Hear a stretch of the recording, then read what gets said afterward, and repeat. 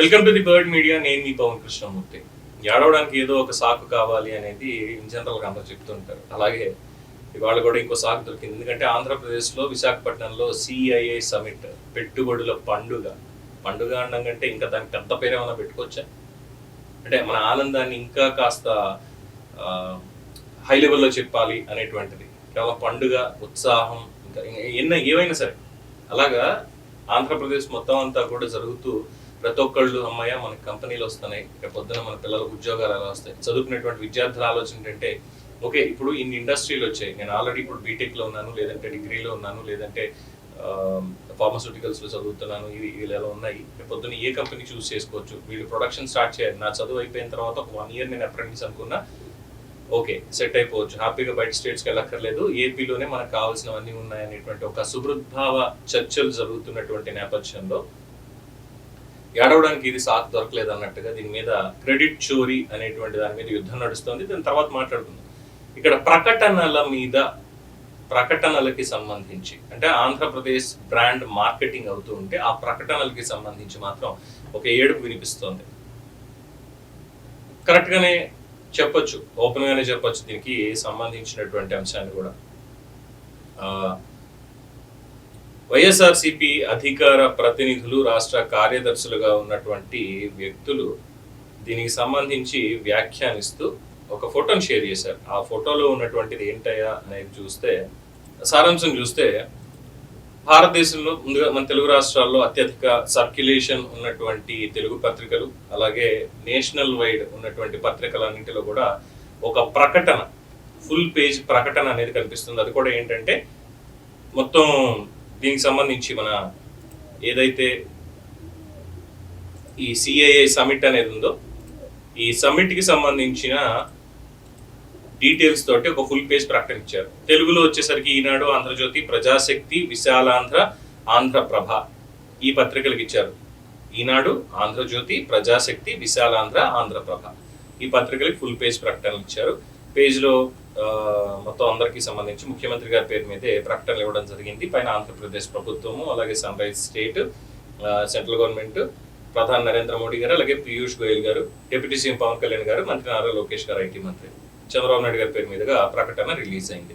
ఇక ఆంగ్ల పత్రికల దగ్గరికి వచ్చేసరికి national wide circulation, the Business Line, the Hindu, Indian Express, Hans India, Deccan Chronicle, Times of India and the Pioneer. అంటే మేబీ ఇవి వీళ్ళు కొనుక్కున్నటువంటి పత్రికలు మాత్రమేనేమో, మిగతా వాటికి కూడా వెళ్ళి ఉండొచ్చు, అందులో అనుమానం అయితే లేదు.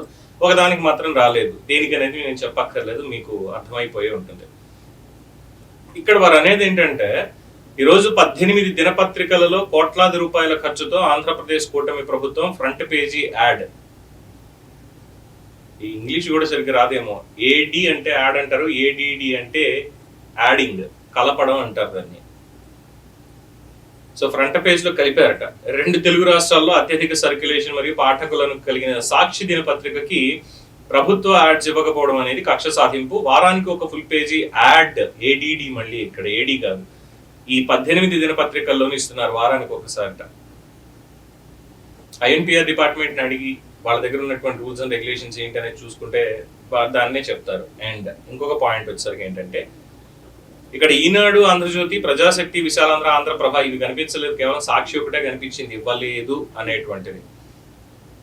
మరి గతంలో ఉన్నటువంటి వివరాలు, గతంలో చేసినటువంటి ఈ ప్రకటనల పందేరాలు, వీటిని కూడా ఒక్కసారి పరిగణలోకి తీసుకుంటే గత 5 ఏళ్లలో సాక్షి పత్రికకి ఇచ్చినటువంటి ప్రకటనల ఖర్చు ఎంత?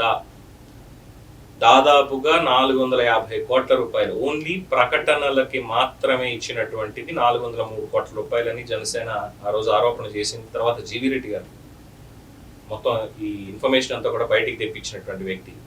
పత్రికా ప్రకటనలకి వైసీపీ ప్రభుత్వం చేసిన ఖర్చు మొత్తం 891 కోట్లు అని ఇది జూలై 27, 2024 వాళ్ళు పబ్లిష్ చేసింది.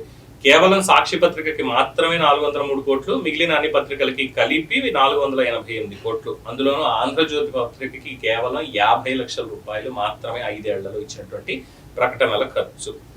The Hindu, Indian Express, Andhra Prabha, Eenadu వీటన్నిటికీ కలిపి 488 కోట్లు, కేవలం సాక్షికి మాత్రమే 403 కోట్లు. అందులోనూ ఇది సెకండ్ లార్జెస్ట్ గా ఉండింది మాత్రమే. సాక్షి అనేది సెకండ్ లార్జెస్ట్ గా ఉంది. ఫస్ట్ లార్జెస్ట్ పత్రిక ఈనాడు ఎప్పటికీ కూడా ఈనాడే ఉండింది. తర్వాత వాళ్ళకి ఇచ్చారు. ఇది కాకుండా ఈ 5 ఏళ్లలో ఇది కాకుండా వాలంటీర్ వ్యవస్థ తీసుకొచ్చిన దగ్గర నుంచి కూడా ప్రతి ఒక్క వాలంటీరు 2 సాక్షి పత్రికలు కొనాల్సిందే. దానికోసం నెలకు 200 రూపాయలు అలవెన్స్ చొప్పున ఇచ్చారు. 2,50,000 మంది 2,30,000 మంది వాలంటీర్లకి నెలకి 200 రూపాయల చొప్పున కేవలం సాక్షి పత్రిక మాత్రమే కొనాలి. దానికి గైడ్ లైన్స్ లో సాక్షిని పెట్టకుండా ఏం చేశారు, లార్జెస్ట్ ఇన్ సర్క్యులేషన్ అని చెప్పి పెట్టుకొని, కొనకపోతే సర్క్యులేషన్ లో ఈనాడు ఉన్నప్పటికీ కూడా మందే ఉందని చూపించుకోవడం అలవాటే కదా, అందుకని చెప్పి సర్క్యులేషన్ అలా ఉందని చెప్పి చూపించుకుని ఓవరాల్ గా చేసినటువంటిది. ఈ 403 కోట్లు కాకుండా 2,30,000 మంది వాలంటీర్లకి నెలకి 200 రూపాయలు చొప్పున, అంటే ఒక్కొక్కళ్ళకి 2,400 రూపాయలు సంవత్సరానికి ఇస్తూ 2,30,000 ఇంటూ 2,400 ఒకసారి క్యాల్కులేట్ చేయండి ఎన్ని కోట్ల రూపాయలు అవుతుంది అనేది. జస్ట్ అంత. ఇవి కాకుండా మళ్ళీ ప్రత్యేకమైనటువంటి ప్రకటనలు, ఇవి కాకుండా బయట నుంచి వచ్చినటువంటి ప్రకటనలు. సరే, అది వాళ్ళ వ్యాపారం, దాన్ని ఎవరేం కాదనకూడదు, అండ్ డెఫినెట్ గా వాళ్ళకి ఆ రైట్ అనేది ఉంది. కానీ ప్రభుత్వం నుంచి వచ్చినప్పుడు గైడ్ లైన్స్ అనేవి ఉంటాయి. అంటే 5 ఏళ్ల సంతర్పణ అనేది మాత్రం సరిపోలేదా, ఇంకా ఇంకా ఇంకా ఇంకా కావాలా? సో దీని మీద ఆల్రెడీ కేసు నడుస్తుంది. Maybe it's one of the parameter అయి ఉండొచ్చు ఇవ్వకపోవడానికి ప్రకటనలు. జగన్మోహన్ రెడ్డి గారి మీద ఆల్రెడీ ఉన్నటువంటి అక్రమాస్తుల కేసులు ఏదైతే ఉన్నాయో దాంట్లో సిబిఐ వాళ్ళు కావచ్చు, లేదంటే రఘురామకృష్ణరాజు గారు లాంటి వాళ్ళు కావచ్చు వేసినటువంటి పిటిషన్ ఏంటంటే, సాక్షులని మభ్యపెడుతున్నారు, ప్రలోభ పెడుతున్నారు అని చెప్పి ఒక పిటిషన్ పడింది. ప్రలోభ పెట్టడం ఎలాగా, ఈయనతో పాటు సహనిందితులుగా ఉన్నటువంటి వాళ్ళందరికీ కూడా పదవులు ఇచ్చుకుంటూ ముందుకు వెళ్ళడం. సో దాంతో వాళ్ళు ఏం మాట్లాడరు కాబట్టి అది ప్రలోభం కిందే వస్తుంది అనేది వాళ్ళ పాయింట్. అది ఒకటి. రెండోది, సాక్షి పత్రిక ప్రభుత్వ సొమ్ముని సొంత దాంట్లోకి, సొంతం అంటే ఎవరిది, సాక్షి చైర్మన్ ఎవరు, భారతి రెడ్డి గారు, జగన్మోహన్ రెడ్డి గారి సతీమణి, ఆవిడ చైర్పర్సన్ గా ఉన్నటువంటిది సాక్షి గ్రూప్ వాళ్ళది, రైట్. ఆవిడే చాలా సందర్భాల్లో చెప్పారు, మా దాంట్లో అబద్ధాలు ప్రచారమే చేయము అని చెప్పి కూడా మీడియా అవార్డ్స్ అనో మీడియాకి సంబంధించిన దాంట్లో మాట్లాడుతూ, ఇప్పటికీ సాక్షి తరఫున ఆవిడ అనుమతులు లేకుండా ఏది జరగదు అనేది బహిరంగ రహస్యం. పేపర్ మీద ఉందో లేదో మనకు తెలియదు, కానీ బహిరంగ రహస్యం అయితే అదంతా చెప్పేది. సో సొంత కంపెనీకి, సొంత సిమెంట్ కంపెనీకి సైతం నీళ్ళని జీవితాంతం కూడా, జీవితకాలం పాటు కూడా కేటాయింపులు చేసుకున్నటువంటిది. ఇది కూడా ఈ ప్రలోభాల్లోకే వస్తుంది. సో ప్రభుత్వ సొమ్ముని ఈ విధంగా అధికారాన్ని అడ్డం పెట్టుకుని దుర్వినియోగపరిచారు అనేది ఆరోపణలు. ఈ ఆరోపణలు ఉన్నాయి కాబట్టి సాక్షి పత్రికకి ఇవ్వలేదేమో. ఆ రోజు జగన్మోహన్ రెడ్డి గారు కూడా ఇవ్వలేదు కదా, సంబంధం లేకపోయినా కేవలం మీడియాలో ఇది అన్నటువంటి ఒక పాయింట్తో ఆంధ్రజ్యోతికి కానీ ఈనాడికి కొన్ని ఇచ్చారు, కొన్ని ఇవ్వలేదు. మెజారిటీ బాగానే ఇచ్చారు, బట్ మిగతా ఇవ్వలేదు. ఎందుకంటే మళ్ళీ ఐఎన్పిఆర్ రూల్స్ వాళ్ళు ఏమన్నా లీగల్ గా వెళ్తే ఇబ్బంది అవుతుంది అన్నటువంటి ఒక పాయింట్. మీడియాను బ్యాన్ చేశారు జీవోలు తీసుకొచ్చి. ఇవన్నీ చాలా ఉన్నాయి కదా. ఈ 5 ఏళ్ళు కనిపించినటువంటి దాన్ని ఇప్పుడు వచ్చి అధికార ప్రతినిధులు పండుగ జరుగుతుంటే, పెట్టుబడుల పండుగ ఆంధ్ర రాష్ట్రానికి సంబంధించినటువంటి ఆ మొత్తం అంతా కూడా ప్రకటన రూపంలో ప్రజలకు చేరవేసేటువంటి ప్రయత్నం చేస్తుంటే మాకు ఇవ్వలేదు అని ఏడుపు. 5 ఏళ్ళు సరిపోకుండా ఇప్పుడు కూడా ఇంకా ఇవ్వాలి అంటే ప్రజలు రక్తం తీసుకోవాలేమో ఇంకా. ఏమంటారు? దీని మీద మీ అభిప్రాయాన్ని కామెంట్స్ రూపంలో తెలియజేయండి. చూస్తూనే ఉండండి ది బర్డ్ మీడియా.